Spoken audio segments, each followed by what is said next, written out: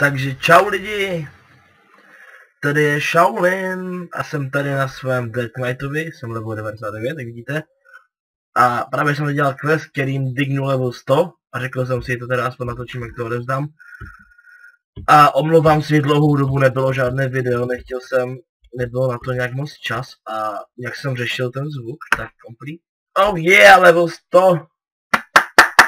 Láskám si, jsem frajer.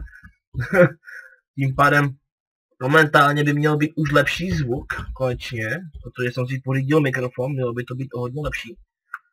A za další, můžete čekat teda videa z Death Knighta, to budou určitě live BGčka, teďka už mám rozdělaný ten sestřih z toho Huntera, to PvP video, mám asi minutku a půl, protože já tím dost, ale chci to mít tak aspoň 3,5 minutové, takže uvidíme, kolik to ještě naberu.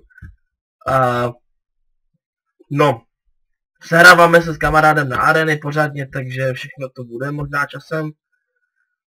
Asi zkusím natočit jinou hru než je WoW Hearthstone, protože jsem si řekl, že když hraju něco jiného, tak bych to mohl zkusit natočit. Uvidíme, či se rozhodnu. No, a to je zatím tady asi všechno. Nějak padl mi tenhle ten úžasný mount.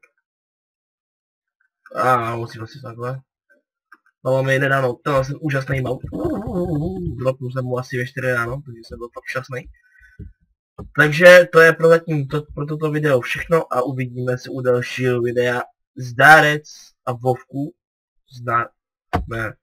Zdarec ranec, ne, to říká už někdo, ne asi. To je jedno. Čau čau.